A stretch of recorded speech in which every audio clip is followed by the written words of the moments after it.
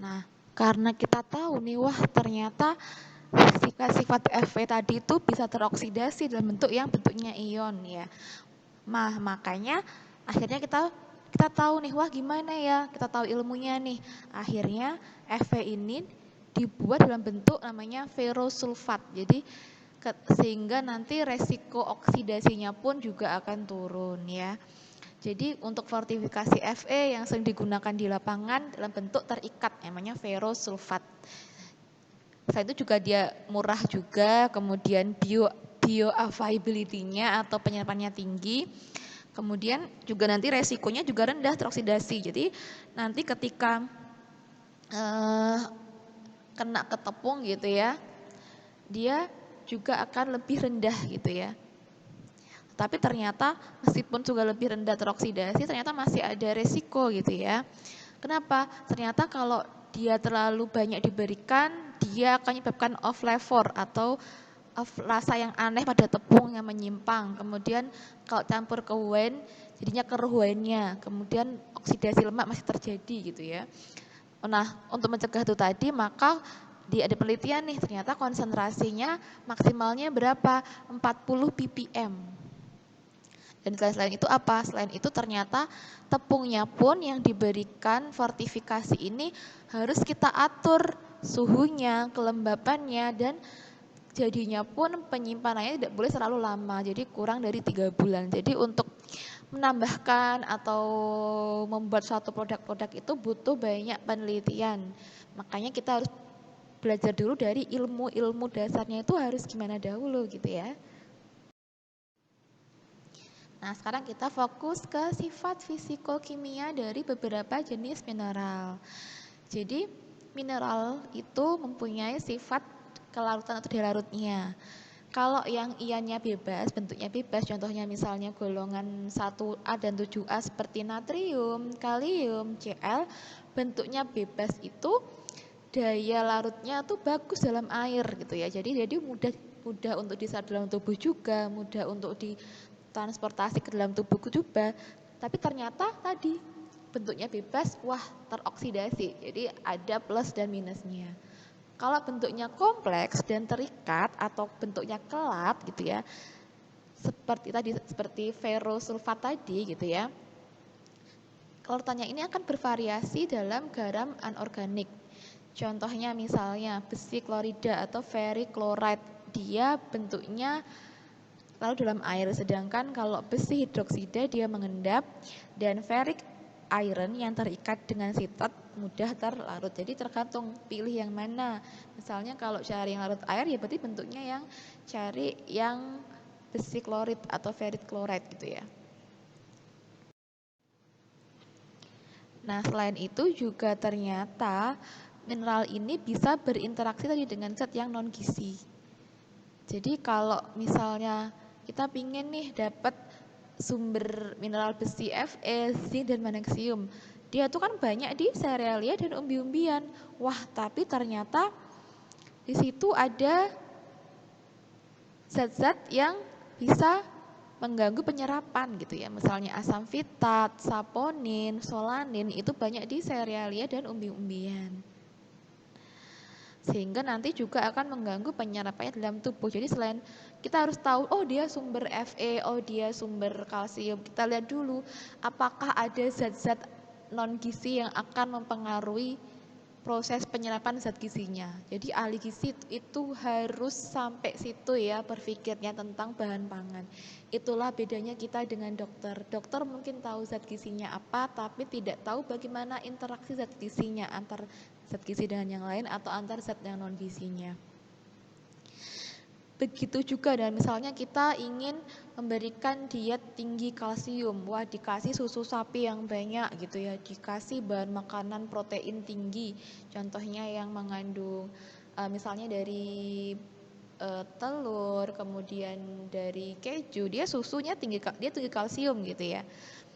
Tetapi kalau kita memberikannya bersamaan dengan sayur-sayuran sama buah-buahan yang dia mengandung serat, tanin, dan oksalat, ya berarti nanti penyerapannya juga nggak bagus gitu ya. Jadi kita tuh harus belajar setiap zat pangan tuh isinya apa aja sih. Jadi enggak cuma satu persatu, karena nanti ketika bahan pangan kan dimakannya bersama-sama nih. Jadinya ya nanti ada interaksinya itu, kita harus belajar mulai dari sekarang gitu. Nah, sekarang kita masuk ke submateri yang kedua, yaitu tentang analisis kadar mineral. Nah, di sini ada abu. Jadi abu merupakan residu organik dari pembakaran atau oksidasi komponen organik pada bahan pangan. Nah, kenapa kita harus mengetahui kadar abu dalam suatu bahan pangan? Karena kadar abu ini akan menunjukkan kandungan mineral suatu bahan pangan, kemudian kemurniannya, kebersihannya, dan juga kebersihan pada suatu bahan yang dihasilkan. Nah, mengapa sih kita perlu untuk pengujian kadar abu ini? Urgensinya apa sih sebenarnya? Jadi kadar abu itu merupakan salah satu indikator pada mutu suatu pangan. Jadi Indonesia itu punya syarat mutu pangannya sendiri dan mempengaruhi kualitas gizinya. Nanti juga untuk mengetahui dengan mengetahui kadar abu ini, kita juga bisa mengetahui tingkat kemurnian dari tepung atau gula ya. Jadi seberapa murni, apakah ada campurannya atau kena benda-benda lainnya atau kontaminasi mineral lainnya. Kemudian juga bisa tahu ada pemalsuan nggak sih dari selai buah dan sari buah. Ini isinya tuh beneran selai dari buah-buahan yang ada atau kebanyak gulanya. Apa bener ini sari buah-buahan atau air dikasih gula terus dikasih essence. Itu kita bisa tahu dengan menguji kadar abunya. Kemudian dari tingkat kebersihan pengolahan. Nah, apakah pada saat tadi misalnya mengolah ada misalnya banyak kotoran yang masuk ke terolah, itu bisa kita tahu dengan cara menguji kadar abunya. Nah, ini salah satu urgensinya sih kenapa kita harus analisis kadar abu. Jadi, dalam SN Indonesia kita harus mengetahui syarat minimal dari mutu suatu biskuit. Jadi, kalau kita ingin buat produk ber-BPOM, itu kita harus memenuhi syarat-syarat ini tadi. Jadi, kalau ada produk makanan, dia udah ada BPOM-nya, ya berarti dia sudah memenuhi syarat minimal mutu suatu produk. Contohnya adalah misalnya biskuit keras, crackers, cookies, dan wafer ini ternyata memiliki persen kadar abu yang macam-macam. Kenapa maksimal? Ya kalau terlalu banyak jadinya nanti dipertanyakan, wah ini beneran makanannya enak atau memang banyak zat-zat yang harusnya tidak ada tetapi ikut pengolahan atau pengolahan yang nggak bersih gitu ya. Nah, untuk analisis mineral ini biasanya menggunakan tahap pengabuan. Jadi untuk analisis mineral itu selain menggunakan kadar abu, nanti juga ada menggunakan metode yang lain ya. Kalau yang menetapkan kadar mineral ini menggunakan tahap pengabuan, diantaranya adalah pengabuan kering atau dry icing dan pengabuan basah atau wet digestion. Nah, pemilihannya mana? Mau pengabuan kering sama basah itu nanti tergantung pada sifat organik dan anorganiknya pada bahan tersebut gitu ya. Kemudian kamu mau analisis mineral apa gitu ya. Kemudian dari sensitivitas pada metode-metodenya. Nah, untuk metode pengabuan itu ada dua jenis ya, menggunakan metode langsung dan metode tidak langsung ya. Kalau menggunakan metode langsung, kita menggunakan tadi pengabuan kering. Kalau pengabuan kering itu nanti dia menggunakan suhu tinggi dan dibantu dengan oksigen. Kalau pengabuan basah itu nggak pakai suhu tinggi, pakai apa? Dengan oksidator yang kuat. Kemarin sudah belajar sama Bu Nafia tentang reaksi redox. Nah, ini diaplikasikannya ya ke sini gitu ya. Kemudian metode tak langsung menggunakan metode konduktometri dan pertukaran ion. Seperti apa metodenya? Kita akan bahas secara satu persatu di sini gitu ya. Nah, kita masuk ke prinsip penentuan kadar abu. Jadi prinsipnya adalah kenapa kita menggunakan panas, ternyata mineral itu tidak hancur dengan pemanasan. Dan juga ternyata mineral ini ternyata dia tidak bersifat volatil atau lebih rendah gitu ya, volatilis. Jadi tidak rusak ketika dipanaskan dengan suhu tinggi tidak menguap gitu, bukan senyawa yang volatil gitu ya. Nah, yang pertama adalah pengabuan kering ya. Pengabuan kering merupakan suatu metode standar untuk menentukan kadar air pada sampel. Jadi untuk pengabuan kering nanti sampelnya itu nanti akan dioksidasi dibantu oleh oksigen dengan suhu yang sangat tinggi antara 500 sampai 600. Nah, nanti bahan-bahan yang lainnya kan organiknya udah kayak karbohidrat, protein, lemak itu akan mengalami dekomposisi, akan menguap semua, rusak. Hanya bahan organik yang tidak mengalami volatilisasi yang kita sebut dengan abu yang akan tersisa saat proses pengabuan. Nah, untuk pengabuan secara kering ini yang pertama kita harus preparasi sampel dulu ya. Jadi sampel yang akan digunakan untuk pengabuan biasanya jumlahnya itu sangat sedikit. Makanya nanti untuk ngambil sampelnya pun juga harus hati-hati supaya bisa mewakili sampel yang ada.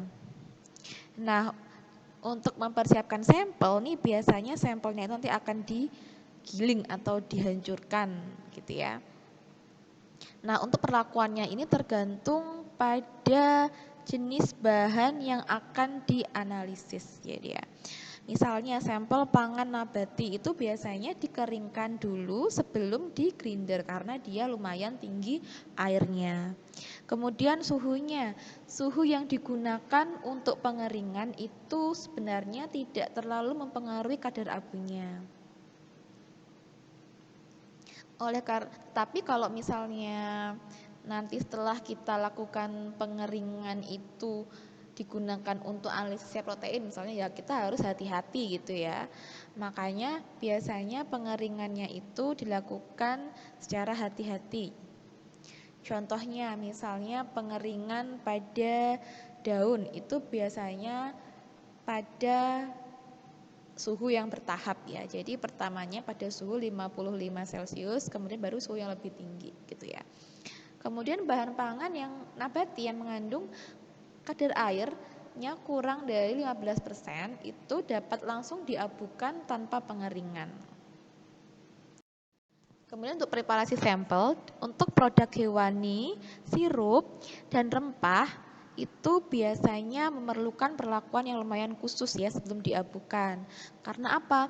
Karena lemak dan kadar air yang tinggi itu akan menimbulkan cipratan dan pengembangan atau yang kita sebut dengan swelling. Jadi, selain itu apa? Ternyata kadar gula yang tinggi pada sirup itu juga akan menimbulkan bentuknya buih. Nanti akan kalau di oven nanti dia akan meluber gitu ya. Kemudian kadar air pada daging, gula, dan sirup itu juga harus diuapkan terlebih dahulu dengan menggunakan steam bath ya. Atau bisa menggunakan yang lainnya. Nah, untuk menghindari adanya keras, biasanya diberikan 1 atau 2 tetes minyak zaitun. Apa itu? Kasih kayak kerak-kerak yang di bawah gitu ya. Kemudian pembentukan asap atau pembakaran mungkin terjadi pada pengabuan pada jenis sampel keju, makanan laut dan rempah-rempah. Sehingga untuk menghindari akumulasinya tadi asap tadi, kita bisa menghindarinya dengan cara membuka pintu tanur ketika produksi asapnya itu banyak. Nanti dibuka tanurnya dulu, nanti kalau udah asapnya hilang baru tanurnya ditutup. Nah, untuk yang sampel yang tinggi lemaknya sebaiknya dilakukan proses pengeringan dan ekstraksi untuk membantu supaya proses pengabuan juga akan lebih mudah. Selain itu yang perlu diperhatikan adalah pada saat proses analisis itu hati-hati kontaminasi pada alat yang digunakan. Jadi kalau misalnya menggiling ya pakai mortar porselen gitu, jangan sampai giling pakai blender kemudian ayakan dari logam kena pencemaran dari situ gitu ya. Kemudian juga perhatikan juga korosinya pada oven, pada rak-raknya yang berpotensi mengganggu proses analisis pada kadar abu. Nah, untuk tadi kan preparasi sampelnya tergantung dari jenis bahannya ya kan. Nah, nanti kalau misalnya praktikum, silakan dicek saya produk pangan apa. Kalau ikan, kacang-kacangan 2 gram cukup gitu ya. Tapi kalau bawanya buah-buahan kayak misalnya jus buah segar, buah kaleng, anggur ya jangan 2 gram.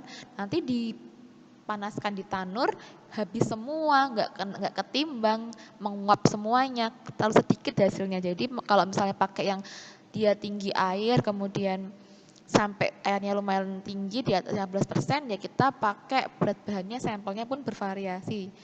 Nanti silakan dibaca sendiri di tabel di layar ya.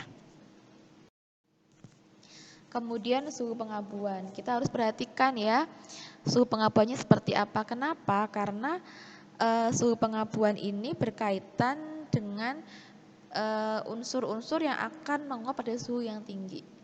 Jadi biasanya untuk suhu pengabuan itu biasanya dilakukan dalam tanur mula-mula dengan suhunya rendah, kemudian secara bertahap ditingkatkan sampai suhunya tinggi gitu ya. Tujuannya apa? Untuk memberikan kesempatan pada bahan-bahan organik yaitu yang mengandung unsur C, H, O, dan N ini mengalami terdekomposisi.